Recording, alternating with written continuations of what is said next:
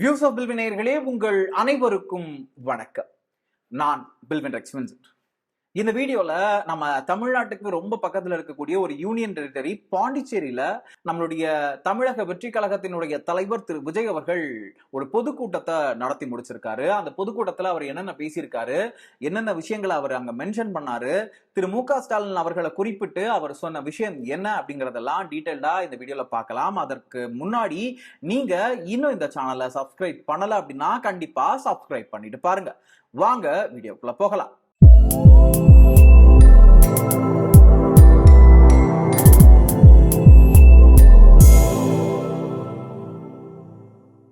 தமிழக வெற்றி கழகம் அந்த கரூர் பெருந்துயரத்துக்கு அப்புறம் ஒரு பொது வெளியில திரு விஜய் அவர்கள் கிட்டத்தட்ட 70 நாட்களுக்கும் மேலா வீட்டிலேயே ஒரு க்ளோஸ்ட் ரூம்லயே நடந்த மீட்டிங்ஸை தாண்டி இன்னைக்கு மறுபடியும் அந்த மாதிரியான ஒரு பொதுமக்கள் சந்திப்பு அப்படிங்கிறது இங்க நடந்திருக்கு. இதுக்குமே ஒரு மிகப்பெரிய ஸ்ட்ரகிள் நடந்தது. முதல்ல பாண்டிச்சேரியை பொறுத்த வரைக்கும் ஒரு சிறிய ரொம்ப ரொம்ப சின்ன ஒரு யூனியன் டெரிட்டரி, கிட்டத்தட்ட அதிகபட்சமா போனா ஒரு 20 லட்சத்துக்கும் உட்பட்டு தான் அங்க பொதுமக்கள் இருப்பாங்க பாண்டிச்சேரி யூனியன் டெரிட்டரியை பொறுத்த வரைக்கும். சோ அந்த இடத்துல ஒரு ரோட் ஷோ பண்றதுக்கு பெர்மிஷன் கேட்டிருந்தாங்க தமிழக வெற்றி கழகம் சார்பா. பட் அதெல்லாமே நிராகரிக்கப்பட்டதை நம்ம எல்லாருமே பார்த்திருப்போம். நிராகரிக்கப்பட்டு அதை தொடர்ந்து நீங்க வேணா ஒரு பொதுக்கூட்டம் நடத்திக்கோங்க, 5000 பேர் தான் அதுக்கு அலவுடு, நீங்க அதற்கான சரியான பாதுகாப்பு வழிமுறைகள் எல்லாம் பின்பற்றி நீங்க ஒரு பொதுக்கூட்டம் நடத்திக்கோங்க அப்படிங்கிற மாதிரி பெர்மிஷன் கொடுத்திருந்தாங்க. இந்த பெர்மிஷன் வாங்குறதுலயே பல குளறுபடிகள் நடந்ததை நம்மளால பார்க்க முடிஞ்சது. பல வதந்திகளும் இதன் மூலமா பரப்பப்பட்டதையும் நம்மளால பார்க்க முடிஞ்சிருக்கும். ஆமாங்க, தமிழக வெற்றி கழகம் பாண்டிச்சேரியில ஒரு மிகப்பெரிய ஹோல்ட இன்னைக்கு அவங்க எடுத்திருக்காங்க. அதற்கு காரணமா யார சொன்னாங்க அப்படின்னா திரு புசி ஆனந்த் அவர்களை சொன்னாங்க. காரணம், திரு புசி ஆனந்த் அவர்கள் பாண்டிச்சேரி சட்டமன்ற தொகுதியினுடைய ஒன் ஆஃப் த மெம்பரா இருந்தாரு. அவரு புசி அப்படிங்கிற அந்த தொகுதியில போட்டியிட்டு அந்த தொகுதியில மிகப்பெரிய வெற்றியை பெற்று சட்டமன்றத்துக்குள்ள போனாரு. சோ அப்படி இருக்கிற பட்சத்துல இவருடைய இன்ஃபுளுன்ஸ்னால ஈஸியா பாண்டிச்சேரிக்குள்ள திரு விஜய் அவர்களால போயிட முடியும். தமிழ்நாட்டுல இருந்த கட்டுப்பாடுகள் அங்க இருக்காது. இன்னொன்னு, பாண்டிச்சேரியின் முதலமைச்சராக இருக்கக்கூடிய திரு ரங்கசாமி அவர்கள் விஜயின் மிகப்பெரிய தீவிரமான ஃபேன். சோ அதனால அவருக்கு அங்க எல்லாமே ஈஸியா நடந்துரும் அப்படிங்கிற மாதிரி சொல்லியிருந்தாங்க. பட் அதெல்லாமே போய் என்னவா இருந்தாலும் யாரா இருந்தாலும் மக்களுக்கு பாதிப்பு இல்லாம கரெக்டான வழியில நடக்கணும், நடத்தணும் முடியும் அப்படிங்கறத பாண்டிச்சேரி அரசு செஞ்சு முடிச்சிருக்காங்க அப்படிங்கறதையும் நம்மளால பார்க்க முடியுது. இத திரு விஜய் அவர்கள் அவருடைய அந்த பொதுக்கூட்டத்திலேயே மென்ஷன் பண்ணதையும் நம்மளால பார்க்க முடிஞ்சது. என்ன அப்படின்னா, தமிழக முதலமைச்சரா இருக்கக்கூடிய திரு மு.க. ஸ்டாலின் அவர்களை நீங்க இதை பார்த்து தெரிஞ்சுக்கோங்க, ஒரு பொதுக்கூட்டம் அது எந்த அரசியல் கட்சியா இருக்கட்டும் சரி, இல்ல யாரா இருந்தாலும் சரி, அவங்களுக்கு தேவையான உரிய பாதுகாப்பை கொடுக்க வேண்டியது ஆளும் அரசோட கடமை. அந்த கடமையை பாண்டிச்சேரி அரசு மிக சரியா செஞ்சிருக்காங்க அப்படின்னு முதல்ல திரு விஜய் அவர்கள் பாண்டிச்சேரி அரசையும் பாண்டிச்சேரியின் முதலமைச்சர் திரு ரங்கசாமி அவர்களையும் புகழ்ந்திருந்தாலும் போக போக அந்த பொதுக்கூட்டத்தில் அவர் பேசின விஷயங்கள் மிகப்பெரிய ஒரு இம்பாக்டை ஏற்படுத்தி இருக்கும் அப்படின்னு நம்மளால நம்ப முடியுது. என்ன அப்படின்னா, திரு விஜய் அவர்கள் அவருடைய அந்த பொதுக்கூட்ட அந்த இதுல பேசும்போது என்ன சொல்றாரு அப்படின்னா, பாண்டிச்சேரியை பொறுத்த வரைக்கும் நிறைய தேவைகள் இருக்கு, மக்களுக்கு சரியான சுயமா வருவாய் ஈட்டக்கூடிய அளவுக்கு அங்க எதுவுமே கிடையாது, அதெல்லாமே டெவலப் பண்ணணும். அது மட்டும் இல்லாம ஒரு மிகப்பெரிய ஒரு ஐடி ஹப்பா பாண்டிச்சேரியை மாத்த முடியும். அப்படி மாத்துறதுக்கு சின்ன முயற்சியை கூட இப்ப இருக்கக்கூடிய அரசுகள் எடுக்கல அப்படிங்கறதையும் அவர் சொல்லியிருந்தார். அது மட்டும் இல்லாம பாண்டிச்சேரியில பேசும்போதும் திரு விஜய் அவர்கள் மத்தியில ஆட்சியில் இருக்கக்கூடிய திரு மோடி அவர்களையும் மோடி அவர்களின் தலைமையில இயங்கக்கூடிய ஒன்றிய அரசையுமே மிக வன்மையாக கண்டிச்சிருந்தாரு. அது மட்டும் இல்லாம ஜிஎஸ்டி பற்றாக்குறையா இருக்கட்டும் சரி, நிதி பற்றாக்குறையினால பாண்டிச்சேரி அரசு அவங்க கோத்ரோ பண்ற விஷயங்களா இருக்கட்டும் சரி, கடன் வாங்குற விஷயங்களை இருக்கட்டும் சரி, மத்திய அரசு கிட்ட இருந்து பாண்டிச்சேரி யூனியன் டெரிட்டரிக்கு கொடுக்கப்படுற அந்த பணம் இருக்கு இல்லையா, வருடாந்திர பணம்னு ஒண்ணு கொடுப்பாங்க, அதாவது மெயின்டெனன்ஸ் செலவு, இல்ல இது நீங்க இது உங்களுக்குரியது, உங்க டாக்ஸ்ல இருந்து உங்களுக்கான ஒரு ஷேர் அப்படிங்கிற மாதிரி கொடுப்பாங்க. அப்படி கொடுக்கக்கூடிய அந்த தொகையிலையுமே நீங்க பாரபட்சம் காட்டுறீங்க, தமிழ்நாட்டை போல பாண்டிச்சேரியும் நீங்க ஒதுக்கிறாதீங்க அப்படிங்கிற மாதிரி எல்லாம் திரு விஜய் அவர்கள் அங்க பேசியிருந்தார். கிட்டத்தட்ட 20 லட்சம் பேர் வாழ்ற யூனியன் பிரதேசமான புதுச்சேரி மத்திய நிதி குழுவில் இடம்பெறவில்லை. அதனால் மாநிலங்களுக்கான நிதி பகிர்தல் அடிப்படையிலும் யூனியன் பிரதேசங்களுக்கான நிதி பகிர்தல் அடிப்படையிலும் புதுச்சேரிக்கு நிதி ஒதுக்கப்படுவதில்லை.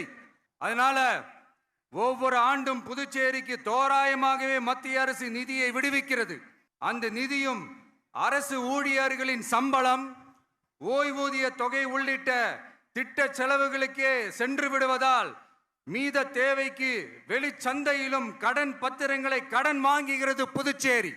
இந்த நிலைமை மாறணும்னா ஒரே வழி, மாநில அந்தஸ்து நம்ம புதுச்சேரி மக்களோட பல்லாண்டு கால கோரிக்கை.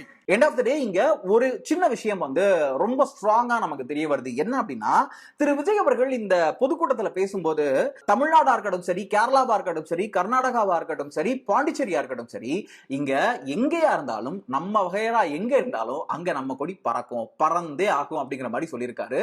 இது ஒரு வெளிப்படையான சவாலா கூட நம்மளால எடுத்துக்க முடியும். காரணம், திரு விஜய் அவர்களின் தமிழக வெற்றி கழகம் அப்படிங்கிற அந்த கட்சியும் காங்கிரஸ் கட்சியுமே கூட்டணி பேச்சுவார்த்தையில இருக்கிற அதாவது தமிழ்நாட்டில் கிட்டத்தட்ட அவங்க 60 தொகுதிகள் கேட்டிருக்கிறதாகவும் மற்ற 3 மாநிலங்கள் அதாவது கேரளா, கர்நாடகா, பாண்டிச்சேரியிலுமே அவங்க கூட்டணி வைக்க வாய்ப்புகள் இருக்கிறதாகவும் தகவல்கள் வெளியாகி இருக்கு.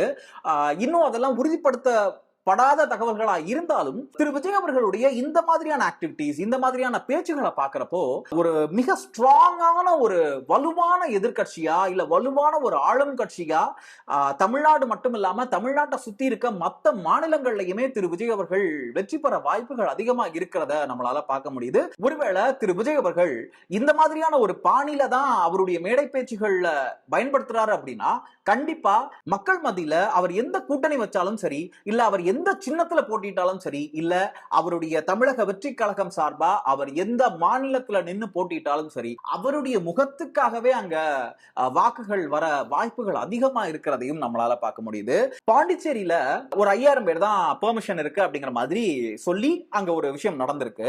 5000 பேர் உள்ள வரதுக்குமே பல ரெஸ்ட்ரிக்ஷன்ஸ் இருந்திருக்கு. அதாவது முன்னாடி ரெஜிஸ்டர் பண்ணணும், கியூஆர் கோட்ல அவங்க ஸ்கேன் பண்ணி அவங்க டீடைல்ஸ் ஃபில் பண்ணிருக்கணும். இப்பெல்லாம் பல விதிமுறைகள் விதிச்சுமே மக்கள் சோர்வடையாம எங்க தலைவரை நாங்க பார்த்தா போதும் அப்படிங்கிற ஒரு மைண்ட் செட்ல அங்க வந்து நின்றுக்காங்க இல்லையா அந்த வெயில்ல. சோ அப்படி இருக்கிற அந்த மக்களுக்கு திரு விஜய் அவர்கள் அங்க சொன்ன ஒரே ஒரு விஷயம் என்ன அப்படின்னா, அவருடைய எல்லா பொதுக்கூட்டங்களையும் எல்லா மாநாடுகளையும் அவர் இறுதியா சொல்ற அந்த ஒரு விஷயம் என்ன அப்படின்னா, கண்டிப்பா நம்பிக்கையோட இருப்போம், வெற்றி நிச்சயம், நாளை நமதே அப்படிங்கிற மாதிரிலாம் சொல்லி முடிச்சிருக்காரு. இந்த பொதுக்கூட்டம் மேடை, அதாவது திரு விஜய் அவர்கள் பாண்டிச்சேரியில பேச போறாரு அப்படிங்கிற அந்த ஒரு விஷயம் வெளி வந்ததுல இருந்தே எதிர்பார்ப்பு அதிகமா இருந்தது.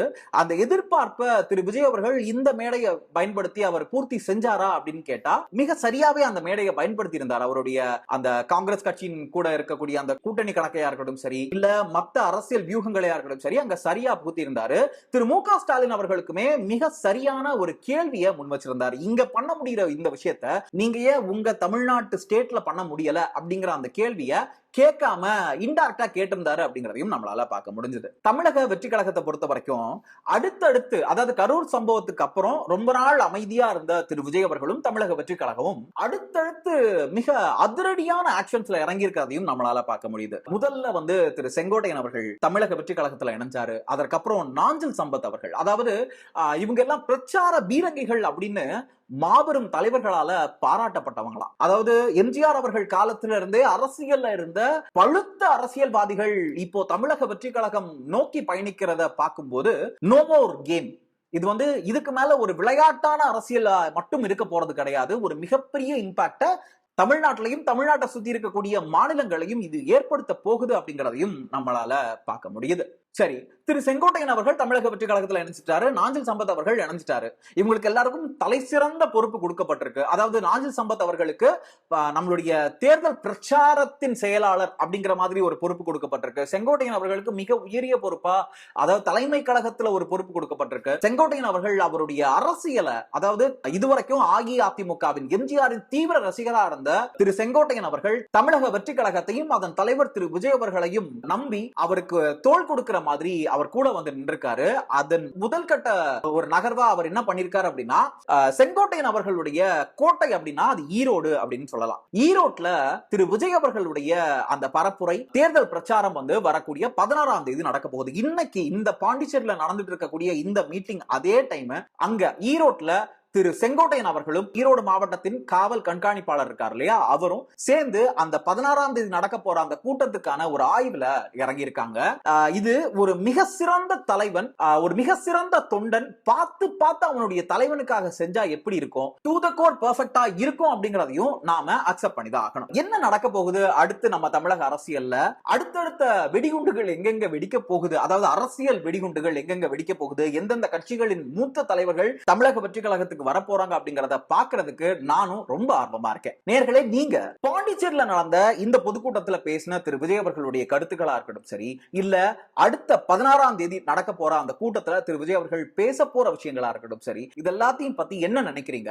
விஜய் அவர்களால தமிழ்நாடு மட்டும் இல்லாம மற்ற மாநிலங்களையும் ஆட்சி அமைக்க முடிஞ்சிருமா தமிழக வெற்றி கழகத்தினால? நீங்க என்ன நினைக்கிறீங்க அப்படிங்கறத நம்ம கமெண்ட் பாக்ஸ்ல லீவ் பண்ணுங்க. மீண்டும் இந்த மாதிரியான இன்னொரு வீடியோல உங்க எல்லாரையும் வந்து சந்திக்கிறேன். அது வரைக்கும் உங்களிடமிருந்து விடைபெறுவது நான் உங்கள் வெல்வன் ரெக்ஸ் வின்சென்ட்.